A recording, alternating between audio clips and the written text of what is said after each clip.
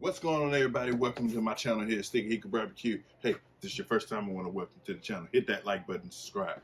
Hey guys, I'm going to be showing you how to light a fire on the barbecue pit. Stay tuned, guys.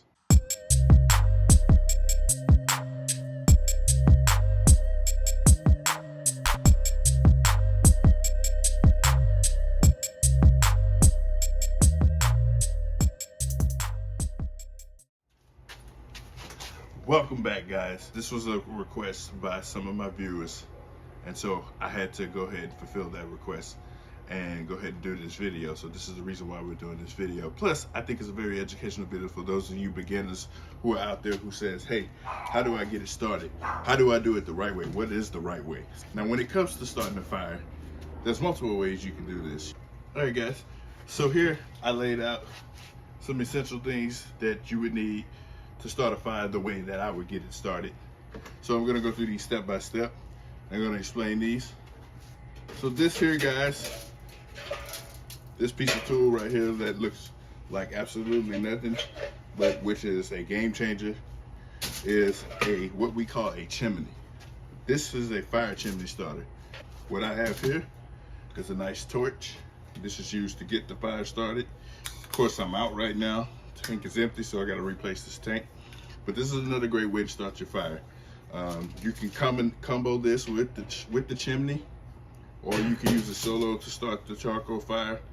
We can do another video on that one, on how to get that started. You got here a lighter. This is another essential tool that you can use.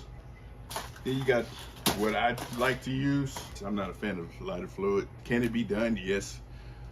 If it's done correctly and if it's done the right way, because it could be cancerous. So I'd rather not deal with that. I tend to go with these fire starter cubes. I would either use these here. They're just little wax cubes in packets that look like this.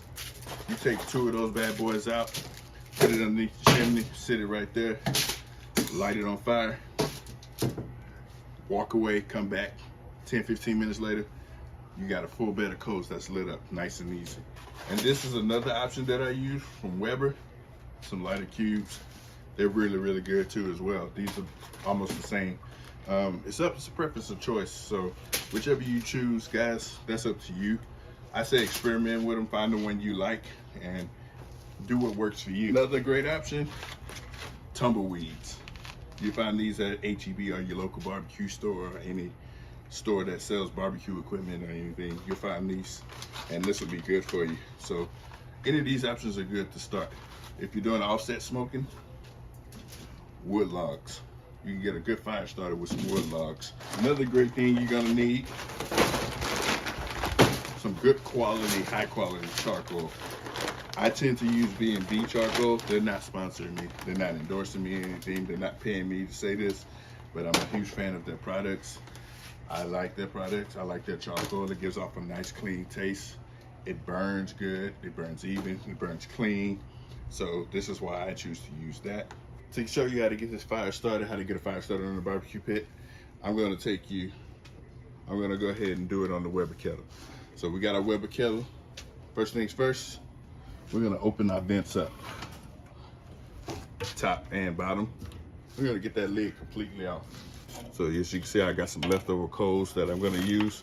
I have to take that into account for when I'm lighting my pit, because these will light up and will contribute to the temperature that I'm going to be cooking at. So based on what I'm cooking is how I know what temperature I want to cook at.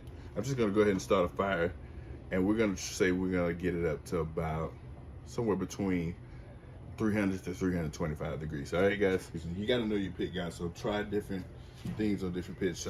Just experiment with your pits and get to know it and become one with it.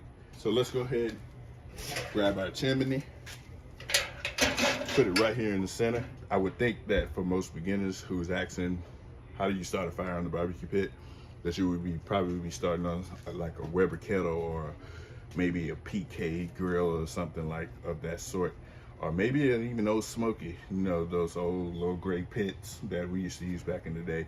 Those are still pretty popular, guys, and so I would think that you would be using something like that. So this method would get the job done on any of those type of pits. Remember, I said we're taking into consideration the charcoal we already have in there. So gonna go in there with about that much charcoal. And this bag is near empty. I think it's time for a new chimney because my bottom has completely dismantled on me. So let's go ahead and switch chimneys here. And pour this into here and get the rest of that in there. Now, starting the fire is time and patience. You want to be patient with it. I'm going to use 2 of these right here. 2 of these fire starters. Get that underneath there. The great thing about this chimney here is I got a nice big access hole, as you can see those on the bottom right there, so that I can just go in there with my lighter and just light that on fire right there. And as you can see that fire, that oxygen coming underneath there, that fire's starting to raise up, and it's going to light those coals from the bottom up. So when this first comes, it's going to be black and gray. That's compressed sawdust. All that has to burn off. You want that smoke to clear up to a nice either clear or thin blue smoke. And that's when you know you got some good clean smoke to cook and eat with. So we're gonna let that burn off. When it starts turning clean, then you'll see, and we'll be back. Guys, if you're liking this so far, go ahead and hit that like button. My hands are kind of dirty, but go ahead and hit that like button.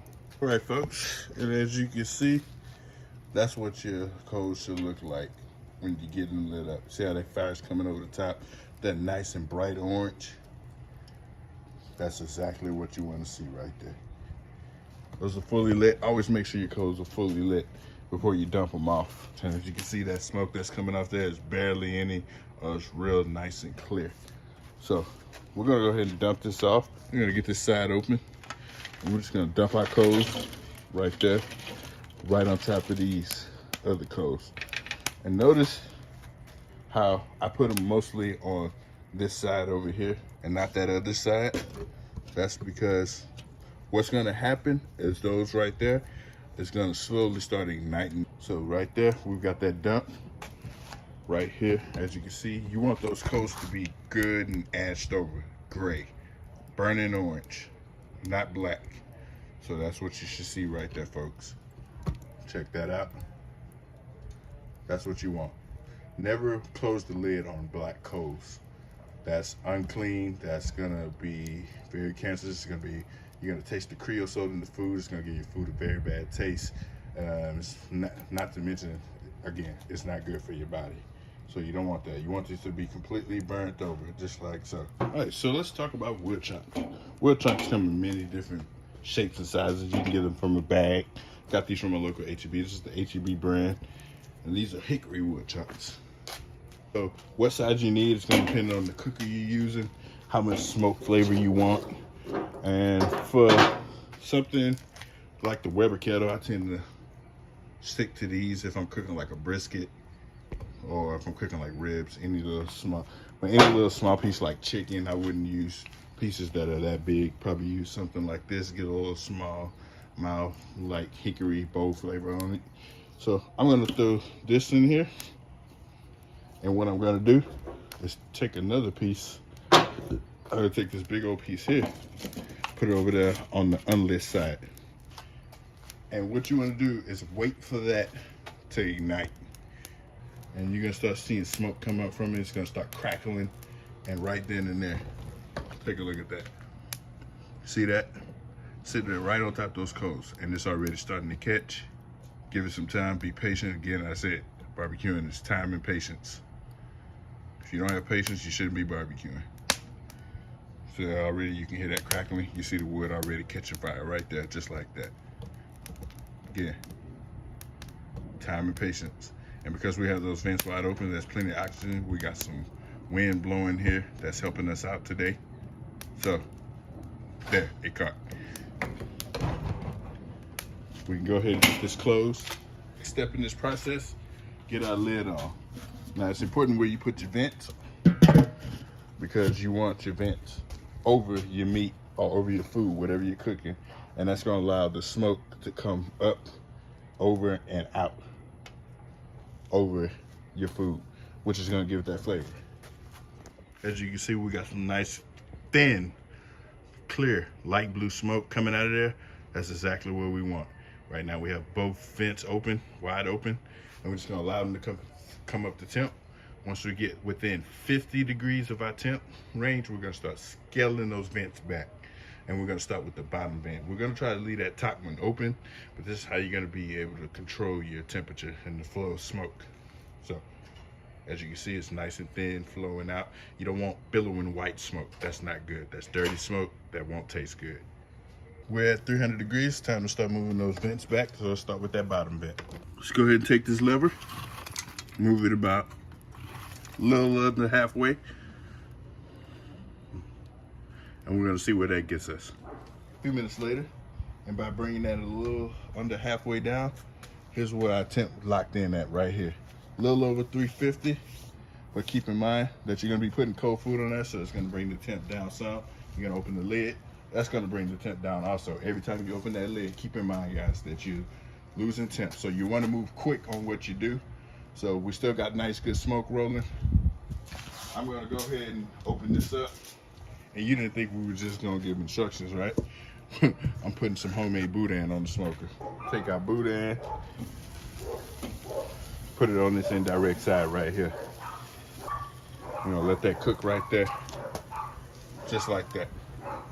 Let's go ahead and get that lid back on. I'm gonna smoke these boudins off. All right, guys, because I'm in charge of dinner tonight, guess what? I gotta go ahead and add some chicken to the meal. So let's go ahead and get some chicken on the grill. Got here some cut up chicken that my wife cut up. And we're just gonna put these here. I got here my homemade Cajun seasoning blend that I made here. Look at that, flavors on top of flavors.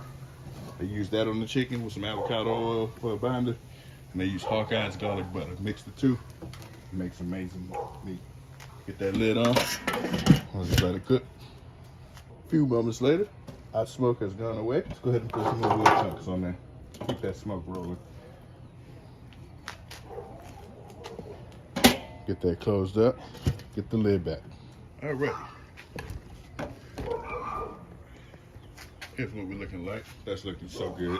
Let's go ahead and give these a quick little flip. And we should be almost done with these. These are looking real good.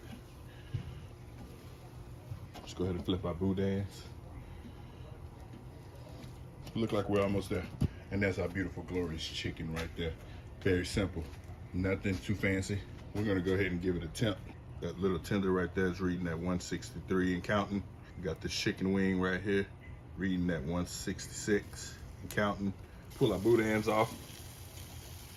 I'm interested to see what this tastes like. All right, I got that piece of chicken here. Look at that. Perfectly cooked, still juicy and tender. That's it on this. I done taught you how to fire up your pit. I gave you a little extra bonus with the cooking on the chicken and the smoked boudin. Guys, you got any questions, make sure you hit me in the comments. Send me a DM on Instagram, Facebook, Twitter. Is there anything else you'd like to see me cook? Make sure you comment. Guys, the flies are getting on my damn nerves. My family's hungry. I'm gotta get out of here, guys. I'm DQ. I'm with Sticky Hickory Barbecue, and I'm out. Let's go.